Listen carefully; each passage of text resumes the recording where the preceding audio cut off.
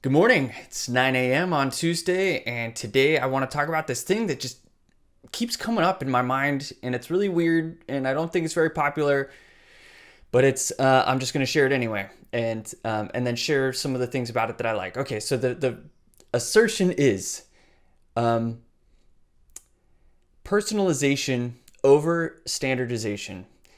I think personalization is greater than standardization.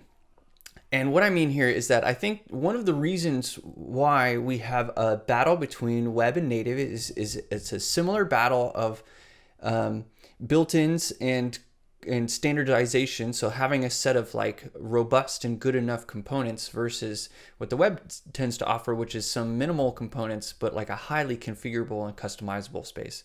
So what I mean here is I think, at least for my preference and maybe even the world, this is where I think I'm getting into, assertion territory that's not very popular, but it's that I think in a short term, people want something that is standardized and feels very finished and done now because they're in it for like a quick win.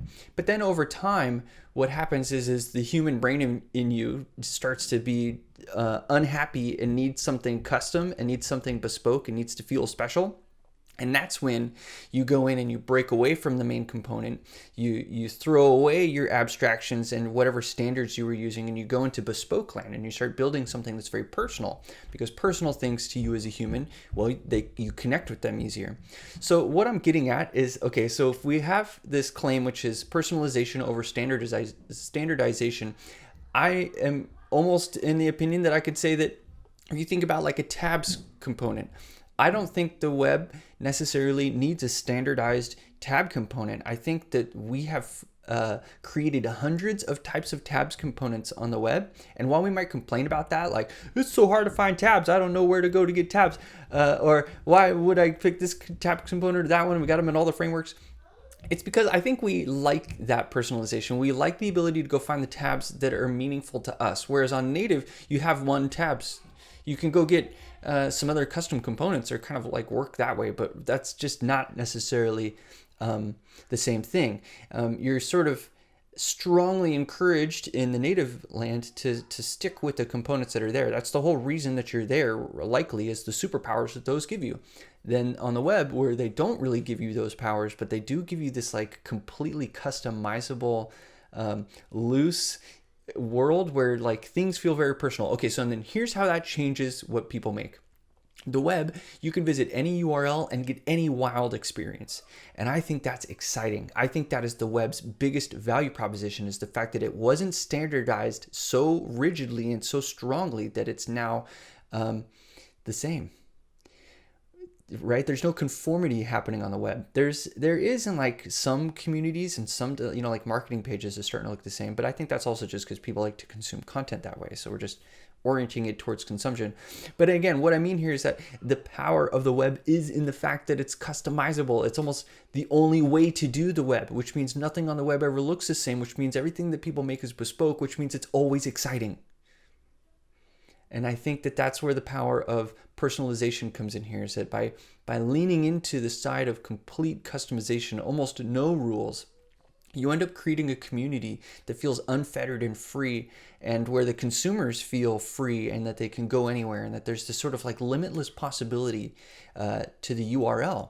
And that's because the URL doesn't have it has a whole lot of standards, but not a lot, right? It's definitely not as tight as other things. So anyway, this keeps coming up, and I keep finding this assertion matches other different places in my life, like even gaming, like where personalization I think is greater than standardization. The idea here is that I want to build my own character. In fact, I'm willing to spend money to put gear on my character or to buy a suit in Animal Crossing because personalization is that important to me. Whereas like standardization is not that important. It was important when I first started that we all had a similar character to begin with, but over time I'm going to crave the personalization, and it will eventually be the reason I either stay or go.